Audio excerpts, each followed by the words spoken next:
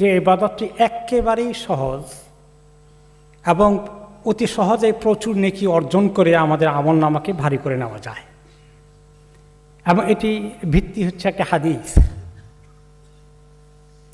একজন সাহাবী এসে বলেন, ইয়া রাসূলুল্লাহ সাল্লাল্লাহু আলাইহি ওয়াসাল্লাম, যে ইসলামের মধ্যে এত আমল আছে, ফরজের পরে নফল ইবাদতের মধ্যে আমি বেশি সুবিধা করতে পারি না, তা আপনি আমাকে একটি সহজ আমলের কথা বলুন, যেটা বললে আমার মোটামুটি কাজ হয়ে যাবে, আমি সেটাকে খুব ভালো করে আমল করব। তিনি বললেন, তাহলে এক কাজ করো, তোমার জিহ্বাটাকে, জবানটাকে আল্লাহর জিকির দ্বারা, আল্লাহর স্মরণ দ্বারা ভিজাইয়ে রাখো।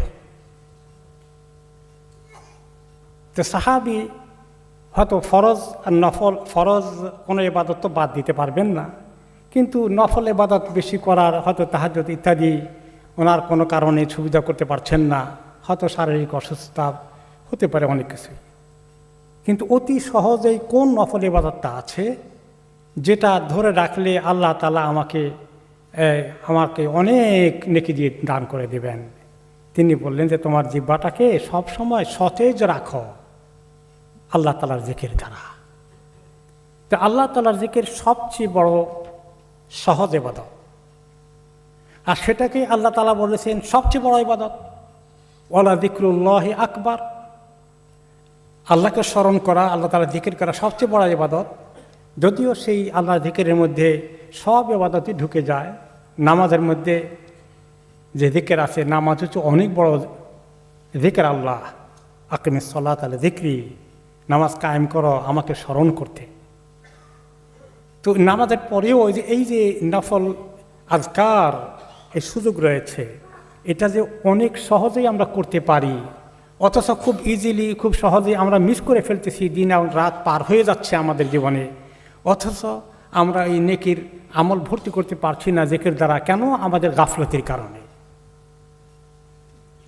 আল্লাহ তাআলা আমাদেরকে তাঁকে স্মরণ করার জন্য খুব বেশি করে নসিহত করেছেন কোরআন এবং হাদিসে।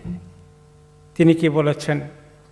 যে উযকুরুল্লাহ কাসীরা যিকরান কাসীরা, আল্লাহ তাআলাকে অনেক বেশি বেশি করে জিকির করো, স্মরণ করো। ওয়াসাব্বিহুহু বুকরাতান ওয়া আসীলা, সকাল সন্ধ্যায় আল্লাহ তাআলার বেশি বেশি করে জিকির করো।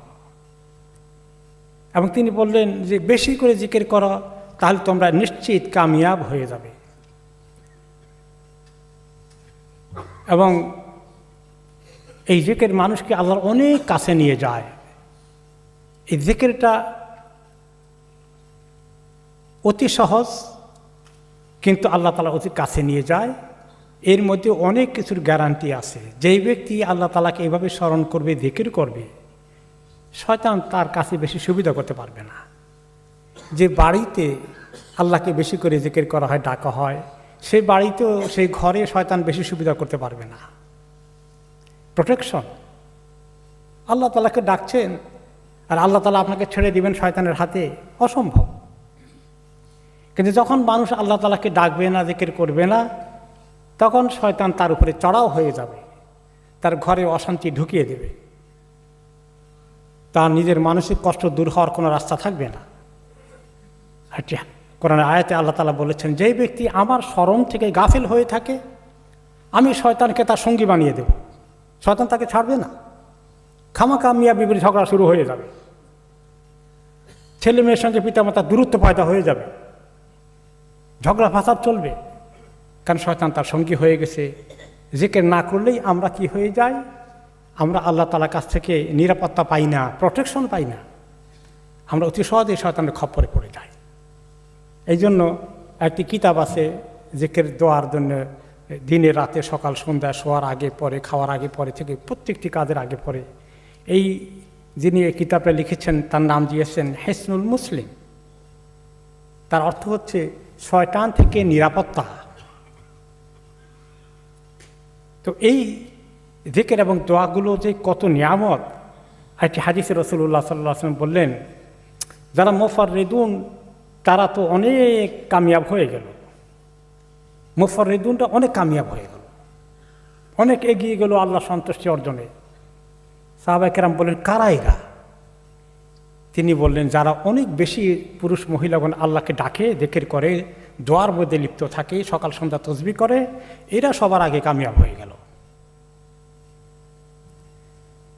যে বাড়িতে আল্লাহর এরকম জিকির স্বামীও পড়ে না, স্ত্রীও পড়ে না, বাবাও পড়ে না, মাও পড়ে না, ছেলে মেয়েরও নাই, ওই বাড়িটা একটা মৃত বাড়ি। এটা একটা মৃত বাড়ি, বা বাড়িটার মধ্যে কোনো প্রাণ নেই। এই বাড়িটা হচ্ছে শয়তানের আড্ডা।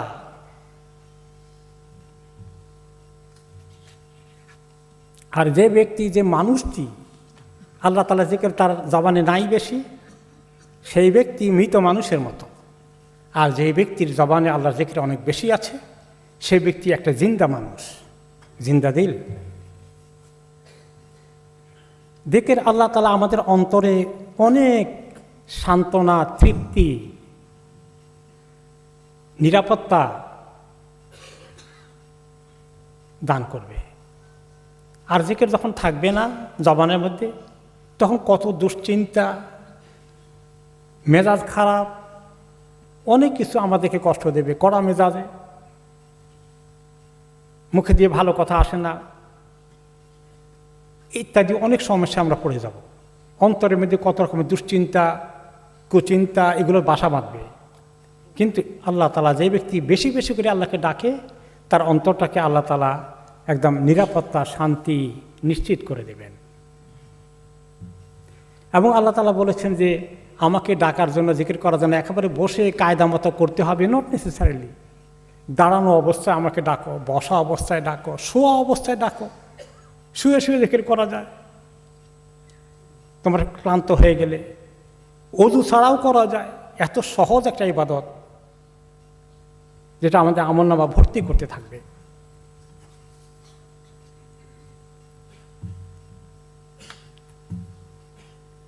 এই জিকিরটা হচ্ছে একটি লক্ষণ, যে ব্যক্তির সঙ্গে আল্লাহ তাআলা সম্পর্ক আছে, তার সঙ্গে আল্লাহ তাআলা সম্পর্ক আছে, এটার প্রমাণ হচ্ছে যে সে বেশি বেশি আল্লাহকে ডাকে, জিকির করে।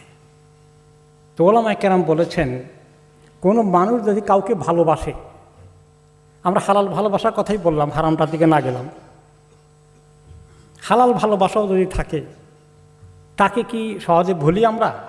তার কথা খালি মনে পড়ে, তার সঙ্গে কথা বলতে চাই, যত কথা বলি তত ভালো লাগবে। তো এই যে আল্লাহ তাআলার জিকির করা প্রমাণ হচ্ছে যে সে আল্লাহকে ভালোবাসে। আর আল্লাহকে ভালোবাসলে ভালোবাসা কি একতরফা হবে? নিশ্চয়ই আল্লাহ তাআলা আমরা ভালোবাসা ফেরত দেবেন না।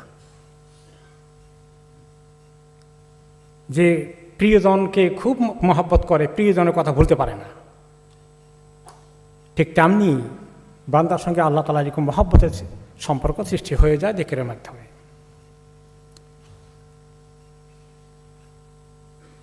এই জন্য যুন্নুন আল মিসরি রাহিমাহুল্লাহ বড় মাপের একজন আল্লাহ বান্দা ছিলেন, কামিল বান্দা ছিলেন। তিনি বলেন যে দুনিয়ার কোনো কিছুর মধ্যে আল্লাহ তাআলার সঙ্গে সম্পর্ক সৃষ্টি করে আল্লাহকে ডাকার মতো মজা আর কোনোটার মধ্যে নেই। খাওয়া দাওয়া, দাম্পত্য জীবন থেকে শুরু করে ধন সম্পদ, বাড়ি গাড়ি, এগুলোর মধ্যে এত মজা নাই। আল্লাহ তাআলার সঙ্গে আল্লাহকে ডেকে থেকে সম্পর্ক সৃষ্টি হয়ে গেলে যে মজা পাওয়া যায়।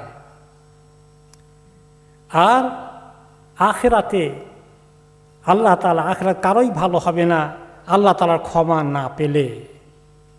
আর এমনকি জান্নাতেও এত মজা আসবে না যতক্ষণ না আল্লাহর দিদার অর্জন না হয়েছে। আল্লাহর দিদার সাক্ষাৎ জান্নাতের সবচেয়ে বড় নিয়ামত। যারা আল্লাহকে ভালোবেসেছেন তাদের জন্যই তো সে নিয়ামত অপেক্ষা করছে।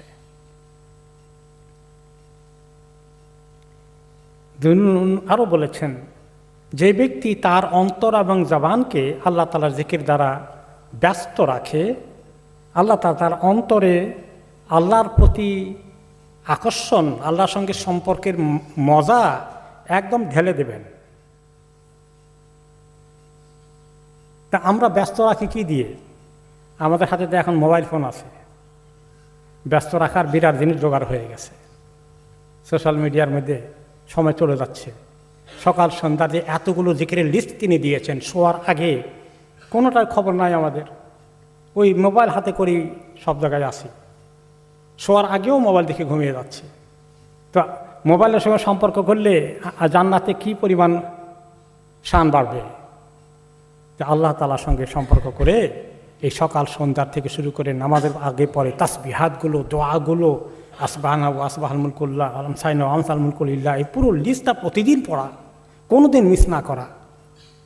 এভাবে যে ব্যক্তি বেশি বেশি করবে তার টাইটেল হয়ে যাবে সে আল্লাহ তাআলার জাকিরিনের অন্তর্ভুক্ত হয়ে গেল। এবং যারা আল্লাহ তাআলার জাকিরিন হয়ে যায় তাদের জন্য আল্লাহ তাআলা জান্নাতকে রেডি করে রেখেছেন। আল্লাহ তাআলা আমাদের তাদের অন্তর্ভুক্ত করুন।